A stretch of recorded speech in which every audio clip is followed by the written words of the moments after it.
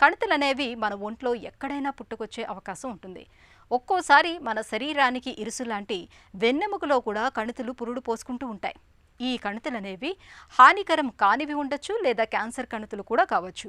వెన్నులో కణితులు పెరుగుతున్నప్పుడు తీవ్రమైన నడుము నొప్పితో పాటు వెన్నెముకలోని నరాలపై కూడా బాగా ఒత్తిడి పడుతూ ఉంటుంది. వీటి మూలంగా కాళ్ళు చేతుల్లో స్పర్శ జ్ఞానం తగ్గటం వంటి లేనిపోని అనర్థాలు కూడా తలెత్తే ప్రమాదం ఉంటుంది. వెన్నులో పుట్టుకొచ్చే కణితుల గురించిన పూర్తి వివరాలు డాక్టర్ని అడిగి ఇప్పుడు తెలుసుకుందాం.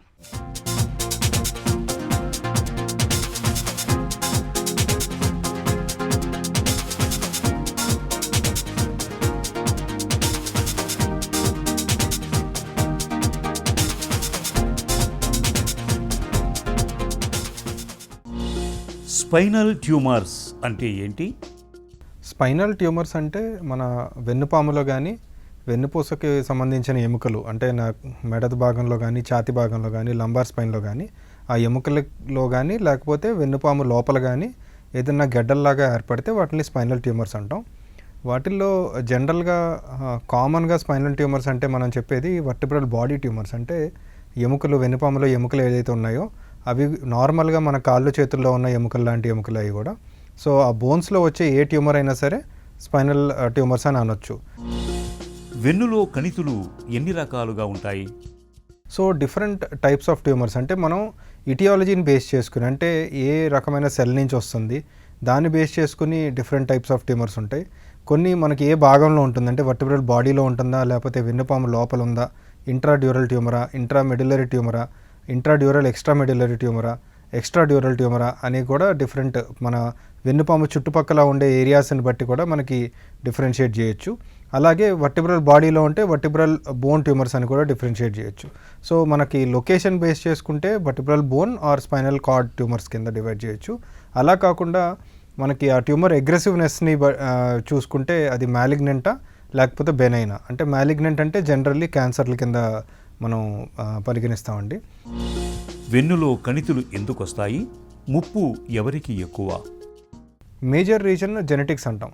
ఆ జెనెటిక్ మ్యూటేషన్స్ రావడానికి అసలు కారణాలు ఏంటంటే మన బాడీలో యాంటీ ఆక్సిడెంట్ లెవెల్స్ తగ్గడం అండ్ ఫర్ ఎగ్జాంపుల్ స్మోకింగ్ ఎక్కువ చేయడం వల్ల లంగ్స్లో సెల్స్ డ్యామేజ్ అయ్యి ఎక్కువ డివైడ్ అయ్యే ఛాన్సెస్ ఉంటాయి. అలా డివిజన్స్ ఎక్కువ అవ్వడం వల్ల ఏ లంగ్స్లో కానీ లేకపోతే బోన్స్లో కానీ ఎక్కువ డివైడ్ అవుతుంటే ఎక్కువ మ్యూటేషన్స్ వచ్చే ఛాన్సెస్ కూడా ఉంటాయి. అండ్ మ్యూటేషన్స్ జనరల్గా మనకి బాడీలో ఇన్హెరెంట్ మెకానిజమ్స్ ఉంటాయి వాటిని రీకరెక్ట్ చేయడానికి. అవి ఒక్కోసారి పనిచేయనప్పుడు కూడా మ్యూటేషన్స్ జరిగి అబ్నార్మల్గా సెల్స్ డివైడ్ అయ్యి క్యాన్సర్కి దారితీసే అవకాశాలు ఉంటుంది. ఇది మనం జెనెటిక్ కాజ్ తీసుకుంటే.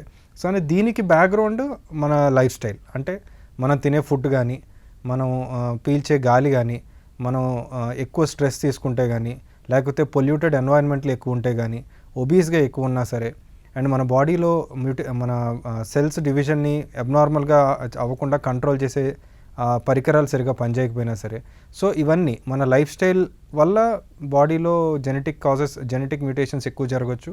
అండ్ ఈ మ్యూటేషన్స్ వల్ల మనకి క్యాన్సర్ వచ్చే అవకాశాలు కూడా ఎక్కువ ఉంటాయి. వెన్నులో కణితులు ఉన్నప్పుడు ఎలాంటి లక్షణాలు కనిపిస్తూ ఉంటాయి? ప్రైమరీ వర్టిబ్రల్ బాడీ అయినా సరే లేకపోతే మెటాస్టాటిక్ ట్యూమర్స్ అయినా సరే యూజువల్గా డిఫ్యూజ్ బ్యాక్ పెయిన్, అంటే బ్యాక్ పెయిన్ బాగా ఎక్కువగా ఉండడం, నైట్ టైం బాగా ఎక్కువగా అవడం, weight loss and loss of appetite, ఆకలి పెరిగేయకపోవడం, ఎపటైట్ తగ్గడం, అప్పుడప్పుడు ఫీవరిష్గా అనిపించడం, నైట్ టైం జ్వరం వచ్చినట్టు ఉండటం అండ్ మనకి ట్యూమర్ సిండ్రోమ్ లాగా పేషెంట్ బాగా డల్గా కనిపించడం అండ్ బాడీలో హార్మోన్ లెవెల్స్ కానీ కొన్ని యాంటీ ఇన్ఫ్లమేటరీ మార్కర్స్ కానీ ఎక్కువగా కనిపించడం, ఇలాంటి సిమ్టమ్స్ ఈజీగా కనిపిస్తూ ఉంటాయండి. అండ్ మనకు ఒకవేళ ఆ ట్యూమర్ బాగా పెరిగి వెన్నుపాముని కానీ టచ్ చేస్తే అప్పుడు రేడియేటింగ్ పెయిన్ కానీ కాళ్ళల్లో వీక్నెస్ కానీ ఇలాంటివి కూడా కనిపిస్తూ ఉంటాయి. వెన్నులో కణితుల విషయంలో ఎలాంటి పరీక్షలు చేస్తారు? ఎక్స్రేలో 99% మనం ఐడెంటిఫై చేయొచ్చు ట్యూమర్స్ని. ఆ తర్వాత మనకి ట్యూమర్ ఉంది అని డౌట్ వస్తే ఎక్స్రేలో సిటీ స్కాన్ కానీ ఎంఆర్ఐ కానీ తీసి ఖచ్చితంగా ఇది ట్యూమరే, ఇన్ఫెక్షన్ కాదు, వేరే ఫ్రాక్చర్ కాదు అని మనం నిర్ధారణ చేయాల్సి ఉంటుంది. మనం అది ఎట్లాంటి ట్యూమరు, దాని గ్రేడ్ ఎంత ఉంది, దాని స్టేజ్ ఏ స్టేజ్లో ఉంది అని తెలుసుకోవడం కోసం మనం చిన్న నీడిల్స్తో లోకల్ అనెస్థీషియాలోనే బయాప్సీ కూడా చేసి వాటిని కంప్లీట్గా ఏ సెల్ నుంచి ఆరిజిన్ వచ్చింది, ఎంత అగ్రెసివ్ ట్యూమరు, ఇప్పటికి దాని స్టేజ్ ఎట్లా ఉంది, దాని గ్రేడ్ ఎట్లా ఉందని నిర్ధారణ చేసుకునే అవకాశాలు ఉంటాయండి. వెన్నులో కణితులకి చికిత్స ఎలా ఉంటుంది? ఇప్పుడు వచ్చిన కొత్త ట్రీట్మెంట్స్ ద్వారా మనం టోటల్గా ఆ వర్టెబ్రల్ బాడీని ఎన్ని యూనిట్స్ కింద, ఒక 12 యూనిట్స్ కింద డివైడ్ చేసి అందులో ఎన్ని సెగ్మెంట్స్ అది ఇన్వాల్వ్ అయ్యింది అనేది మనం క్లియర్గా తెలుసుకుని కంప్లీట్గా అన్బ్లాక్ రిసెక్షన్, అంటే నార్మల్ మార్జిన్స్ వచ్చేటట్టు ఆ spinal card plus vertebral body చుట్టూతా ఉన్న ట్యూమర్ని కూడా కంప్లీట్గా రిమూవ్ చేసేసే అవకాశాలు ఉన్నాయి. ఈ సర్జరీస్ కూడా మనం కావాలంటే వెనక నుంచి లేదంటే సైడ్ నుంచి కూడా కంప్లీట్గా చేయొచ్చు. కొన్నిసార్లు ఇది టొరకోస్కోపీ కానీ లాప్రోస్కోపీ ద్వారా కానీ కంప్లీట్గా పూర్తి చేసే అవకాశాలు ఉన్నాయి, కంప్లీట్గా ఓపెన్ చేయకుండా. ఇలాంటి సర్జరీస్ మనం చేసి ట్యూమర్ని కంప్లీట్గా తీసేయగలిగితే బాడీ మీద ట్యూమర్ లోడ్ తగ్గుద్ది అండ్ మనం పోస్ట్ ఆపరేటివ్ రేడియేషన్ కానీ కీమోథెరపీ కానీ ఇచ్చినా బాగా పనిచేస్తుంది. కొన్నిసార్లు ఇది సెకండరీ ట్యూమర్స్ అయి ఉంటే, అంటే లైక్ వేరే చోట కూడా ఉండి ఈ వర్టెబ్రల్ బాడీలోకి కూడా పాకి పేషెంట్ లైఫ్ ఎక్స్పెక్టెన్సీ కూడా పెద్ద ఎక్కువ లేని సిచ్యువేషన్స్లో మనం మైనర్ స్టెబిలైజేషన్ చేస్తాం. అంటే వెన్నుపాము డ్యామేజ్ అవ్వకుండా మనం మినిమల్ పాలియేటివ్ ప్రొసీజర్స్ లాంటివి చేసుకుంటాం. దానివల్ల పేషెంట్ ఉన్నంతకాలం కాళ్ళు పనిచేస్తూ ఉంటాం, పెయిన్ కొంచెం తక్కువ ఉంటాం, ఇలాంటి అవకాశాలు ఉంటాయండి.